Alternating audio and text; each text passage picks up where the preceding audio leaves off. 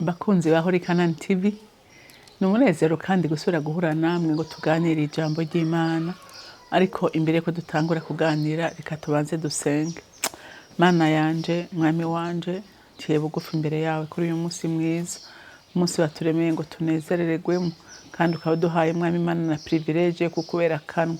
Ndasaba umufasha mwiza twahawe mpwemu yera ngo azabane nanje kandi andongore, unkoreshe ibyo ushaka mpwemu yera bibere ikimaze abana b'Imana kandi bihesha icubahiro na data.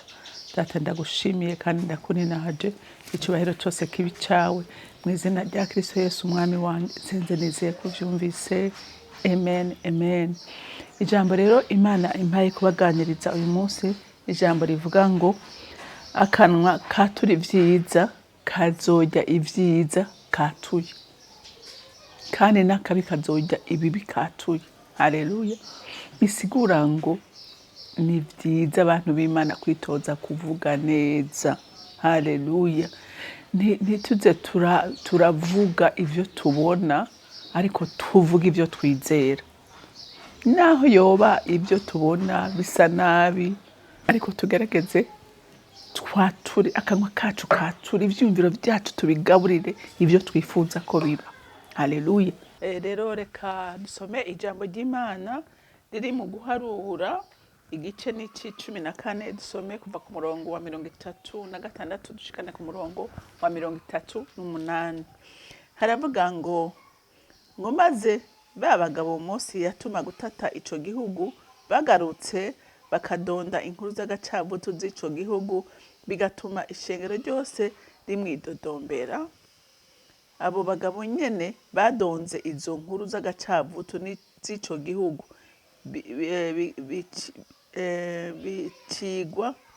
bicigwa nikiza imbere y'Uhoraho. Ariko Yoshuwa mwene Nuni na Kalebu mwene Yefune baba aribo bakira muri abo bagabo bagiye gutata ico gihugu. Amen. Mwumvise amajambo twatura abantu b'Imana, amajambo tuvuga abantu b'Imana, twiyubare. Imana yabwiye Mose, numva abagabo Mose yatumye abagabo 12 gutata igihugu bagiye kwinjiramo. Hama ngo baragenda baragitata, barakira, barakizunguruka, barakabona ko ari igihugu ciza, igihugu kimera, ndetse barasoroma n'ibideze muri ico gihugu barabizana. Ngo hama mgango bakibonamwo iki, bakibonamwo ngo bagabo barebare b'abanaki, ngo bagabo bateye ubwoba. Hanyuma ngo baragaruka, bariko baramumva Mose rero arababaza ati nimuze, bahamagara abantu bose ati ngo mwumvirize amakuru batuzaniye. Ba bagabo batangura kuvuga amakuru ati nukuri igihugu twakibonye, abagabo 10 ati twabonye n'igihugu ciza, n'igihugu gitemba mu mata n'ubuki, n'igihugu kimera, ati nibyo twasoromye ngibi. Atariko twabonye ko ari igihugu tutojamo, nta nico twoshobora kwinjiramo, ati kuko twakibonye nk'abagabo b'abanaka, abagabo barebare bigatanya, ati turi iruhande yabo, ati twaboneka tumeze nk'inzige, ati bo turotsa nta muntu n'umwe yoshobora kurokoka.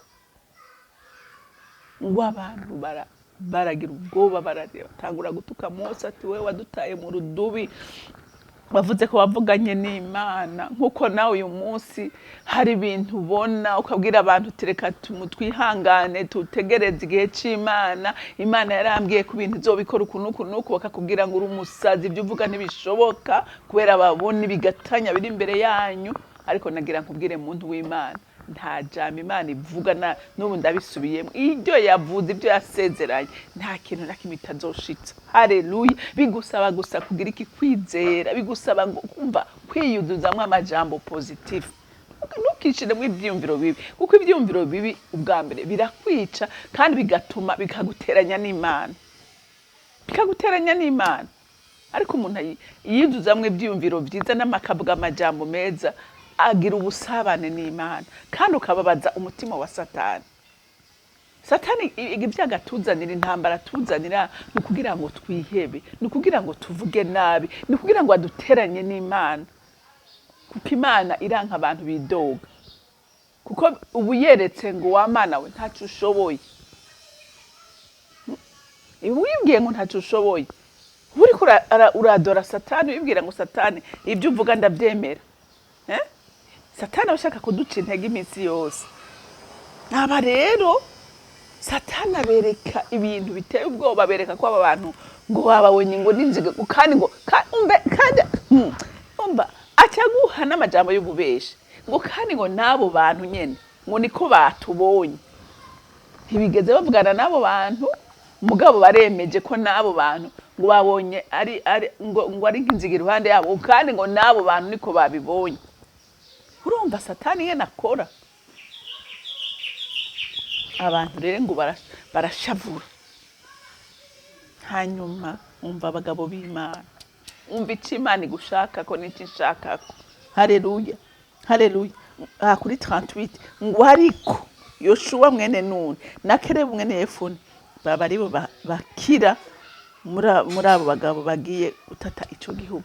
Urumva kuko bakize abandi urumva ko bishwe n'ikiza, kuko Imana ntiyari ibishimiye na gatowe, kuko yarandabwiye Mose ngo ugenda ubambwirire ngo ibyo numvise bivugira, ngo nta na kimwe nzohazamo, byose nzobishitsa nkuko babivuze. Igihugu c'isezerano ntibazocinjiramwo kuko bacyanse, bahenyuje ijambo jewe navuze. Bantu b'Imana, kwatura nabi tuba turiko dutuka Imana, tuba turiko duhinyuza Imana, tuba turiko tuvuga Imana ngo numubeshe. Haleluya, haleluya.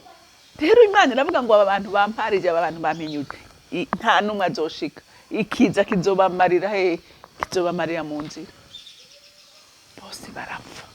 Ngo kiretse, mwabyumvise, kiretse abagabo babiri bafise amaso abona iby'Imana ibona, bizera iby'Imana yavuze. Rero nawe muntu w'Imana icyo no kubwira ni ukuri, ibiteye ubwoba birahari. Ukuri abo bagabo bari barebare, bari bigatanye, ariko aba bagabo baravuga babiri, Yoshua na Kalebu, ati mubwiriza ndababwira, ati ego abanaki twababonye kandi nibigatanya pe, atariko twebwe ntitugwanisha imbaraga zacu, ariko tugwana. Haleluya. Twe duhagaze ku c'Imana yatubariye ko yavuze ngo nimuhaguruke mugende mu gihugu c'isezerano nzokibashitsamwo. Umva bo bari bahagaze kuri ico, ntibari bitaye ku byo babonye, bari bitaye ku c'Imana yavuze. Baravuga ati umva aba bantu ati tuzobarya nk'abarya umutsima, nta resistance izohaba, ko samaboko yacu azoba ariko aragwana, hazoba ariko agwana Imana. Nabyumvise, hazoba ariko hagwana Imana. Ikintu numva no kubwira muri iri jambo, kura amaso kuvyiri kurabona, kura amaso kuvyiri kurabona, ariko yahanga ico bavuganye n'Imana. Uhanga amaso ico uri kurasoma muri iri jambo, kuko iri jambo ni ryacu, ni ryacu. Ibyanditswe ngaha ni byacu nk'abizeye Kristo. Ubihagarareko uvuge ngo Mana waravuze, je nizeye kandi niteze ibyo wavuze, kuko Imana yacu ntiyivuguruza, ntibesha, ibyivuze urabikora. Haleluya, kuko ntawe itira inkomezi. Kalebu na Yoshua ngo mu bagabo bose bavuye muri Egypte bari bakuze, ngo nibo bonyene bashitse. Bantu b'Imana, reka turimbure kuri iri jambo, kubera ko ibyago bitugumako, kubera ko ibyago biguma bituzungurukako.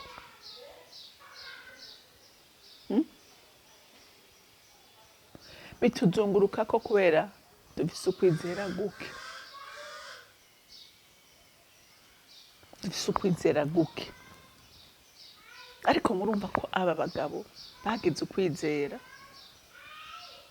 abandi bose barahona. Kurumva babaje umutima w'Imana, kuko ngaha ku murongo wa 37 ngo abo bagabo nyene ngo abo bagabo nyene badonze izo nkuru z'agacabutu z'ico gihugu bicigwa n'ikiza imbere y'Uhoraho. Urumva Imana niyo ya permise ko bapfa. Ico kiza caje kugira ngo kibahonye.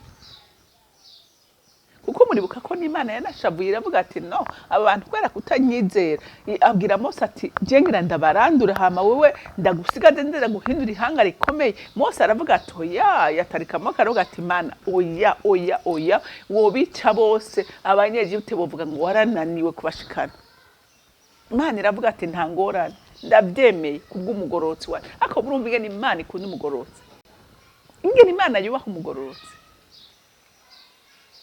Aravuga ati ndabiretse mugabo nta numwe azoshikayo, bazozunguruka muri ubu bugaragwa imyaka 40 ngende ndanyikiza bake gushika bose bashitse. Abantu bazoshika mu gihugu c'isezerano nabizeye ico navuze. Rero wewe nawe uyu munsi ukabushaka gushika ku Imana yavuze, izera Imana, izera ico Imana ivuga muri iri jambo. Mana dushoboze data mwe muyera genderera abantu b'Imana, twizere Mana gukwekeranya kuve mu mitima yacu, gukekeranya kuva ku mugwanizi kuva ku Mana, ariko tuvuge ngo ico Imana yavuze turagiteramiye gushika tukibonesheje aya maso.